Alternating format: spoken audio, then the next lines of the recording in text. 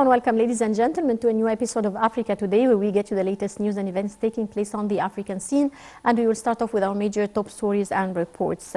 African leaders met to discuss a slew of challenges facing the continent as UN Chief Antonio Guterres urged them to do more to bring peace to conflict-hit regions. More details in this report. Deepening security and food crises are dominating the agenda when heads of state convened in Ethiopia's capital Addis Ababa for the annual African Union Summit.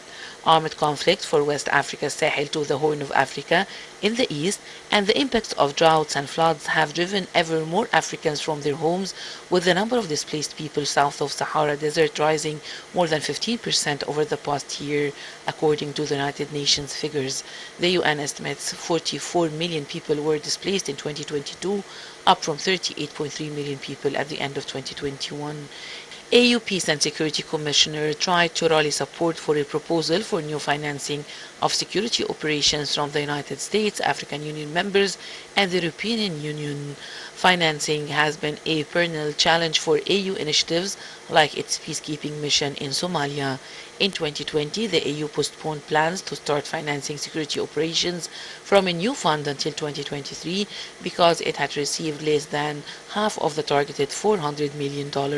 Heads of states also briefed on fighting in Eastern Democratic Republic of Congo and the security situation in Mali, Burkina Faso, Guinea, and Sudan, which all experienced military takeovers in 2021 and 2022. Another major subject of discussion is the worsening hunger in several regions, which has been driven by armed conflicts and extreme weather that scientists have linked to fossil fuel-driven climate change.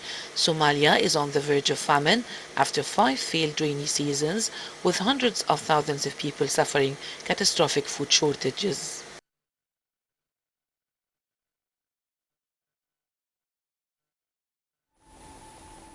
Egypt has become president of the steering committee of the new Partnership for Africa's Development Agency. Details follow. As of Wednesday, 15th of February, Egypt has become president of the steering committee of the new Partnership for Africa's Development Agency. Rwanda's President Paul Kagame has handed over the 2-year presidency to President Sisi in a video conference earlier in the week, enabling Egypt to govern the committee into 2025. The conference saw several African heads of state attend, according to Fahmy, as well as members of the steering committee. As part of the African Union, the AU, NEPAD is in the charge of financing and developing programs in favor of the Union's sustainability goals. The NEPAD strategic framework was developed in 2001 with input taken from 5 initiating states: Algeria, Egypt, Nigeria, Senegal, and South Africa. The document was a reactive composition made to adhere to a mandate by the Summit of the Organization of African Unity, predecessor of the AU. During his acceptance speech, President Sisi was keen to review Egypt's priorities as new president of the NEPAD steering committee. This included new and non-traditional financing resources as a measure to mitigate Africa's current continent-wide economic crisis. Additionally, he stressed the need to settle Africa's debt crisis in order to aid the continent's economic recovery. Sisi outlined several measures and projects Egypt will pursue in order to achieve the goals of the African Development Agenda 2063, with a total of 69 projects. The implementation phase will extend from 2021 into 2030. Cairo has also stressed the importance of contributing to infrastructure development, industrial transformation, and sharing African expertise across the board. With our special reports, Foreign Minister Sameh Shoukry told African Union Commissioner for Political Affairs that Egypt prioritizes reconstruction and development to support peace and security in the African continent. More details. Foreign Minister Sameh Shoukry told African Union Commissioner for Political Affairs, Peace and Security on the sidelines of the 42nd Ordinary Session of the AU Executive Council in Addis Ababa that Egypt prioritizes reconstruction and development to support peace and security in Africa. During a meeting between the two officials, Shoukry praised the ongoing review process of the Post-Conflict Reconstruction and Development Policy by African Union, describing the review as an important step towards achieving peace and security in the continent. Shukri also expressed his aspiration for the full activation of the Center for Post-Conflict Reconstruction and Development, which is based in Cairo. Shukri and the AU Commissioner also discussed the reforms and expansion of the African Union Peace and Security Council and stressed the importance of keeping this item on the AU's agenda. The two sides also praised the signing of a memorandum of understanding between the Cairo International Center for Conflict Resolution, Peacekeeping and Peace Building and the African Union Commission on the sidelines of preparatory meetings for the Network of African Centers for Peace. They said that the MOU enhances the role of the Aswan Forum for Peace and Sustainable Development in continental efforts to confront terrorism and related phenomena. Egypt assumes the presidency of the steering committee of the new Partnership for Africa's Development Agency until 2025 on Wednesday.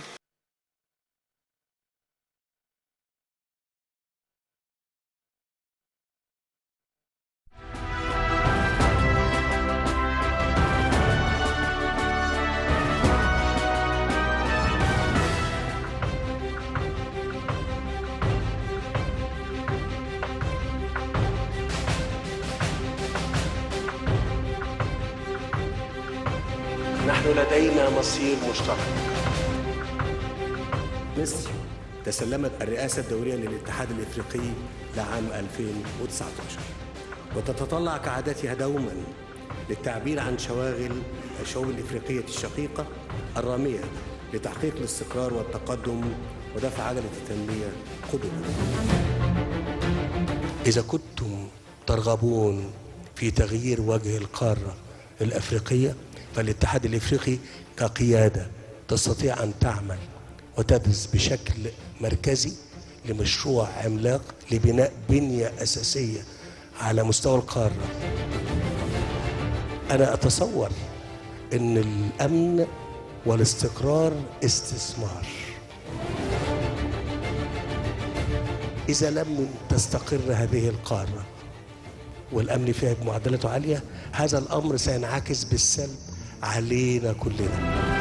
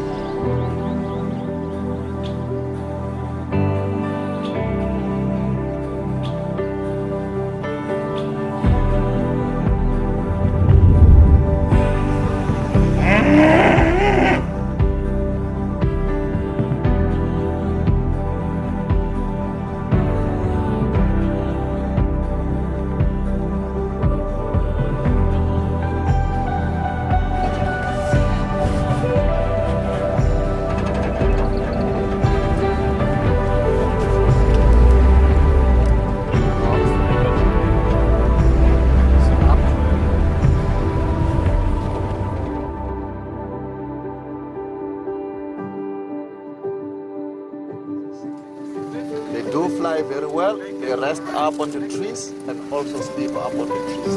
These birds are critically endangered. The reason why they're endangered is how they breed. They take time to breed, about 7 to 9 years.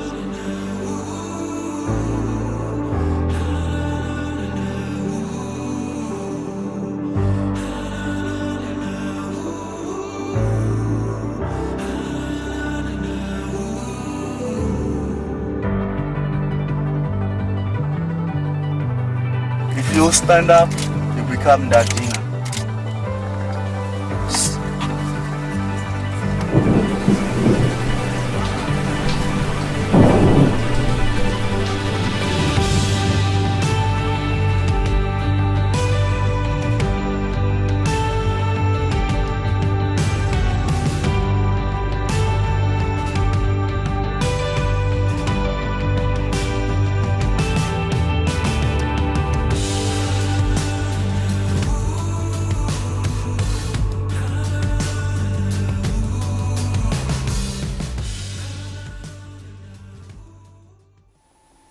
Welcome back, dear viewers, and we're glad to be joined over the phone by Mr. Abdel Latif Wahba. He's a journalist and writer. Good afternoon, sir. Good afternoon. Well, sir, the Foreign Minister Sameh Shoukry is participating in the 42nd edition of the Executive Council of the African Union. How do you see the significance of Shoukry's participation in this edition, and what are the most important topics of discussion?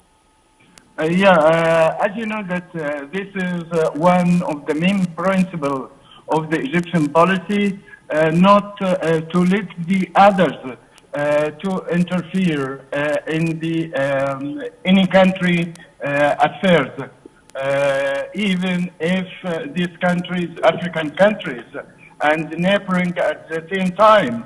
As you know that there are many conflicts, political conflicts in African continent, and the African Union tried to solve this political issues during these sessions, as you know, or during their conventions, I mean. And as you know that Egypt, according to the foreign policy that was framed and planned by President Abdel Fattah al-Sisi, wants to implement the internal procedures and the principle of the African Union, of the African Unity or African Union, to solve any political disputes between countries or between any political sects inside one country, and so on. Right. Well, sir, the Council will also discuss the significance of the African Free Trade Agreement and the acceleration of this agreement. How far do you think the African Trade Agreement will accelerate and enhance intra-Africa trade among the different countries? As you know, this hard times, especially after the economic repercussions of Russia, Ukraine crisis. As you know, all the countries are trying to increase their multilateral and bilateral relations with others. And President Abdel Fattah al-Sisi, since 5 years, called for the African country to adopt a trade zone, or this is of course will let the African countries to exchange, increase their internal trade between themselves. At the same time, you know, the African countries have a density of populations and consumers at the same time. So they depended in many last decades to impose their basic needs from the European countries and so on. But now it is a great chance for the African countries to increase and to exchange the benefits between themselves through dealing, swap dealing, or through increasing the internal trade and exports between them. This Right. will possible avoid them the international repercussions of the Russian-Ukrainian Right. Well, crisis. right. Well, Mr. Wahba, Minister Shukri also demanded the amendment of the current formation of the Security Council in order to represent fairly the North African countries. How far is this achievable, in your opinion? You know that the North African countries, yeah, we can consider them as developed countries in African continent.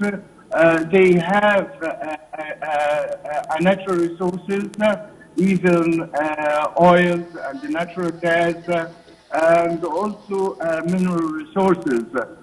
So I think Minister of Foreign Affairs Sameh Shoukry stressed that the North countries are the main backbone of the African continent, especially as you know that they are the North Gate at the same time to the African to other African countries. Right. Well, I would like to thank you very much, Mr. Abdulatif Wahba, journalist and writer. Dear viewers, that brings us to the end of this edition of Africa Today. Many thanks for watching and stay tuned for more coming up here on Nile TV International.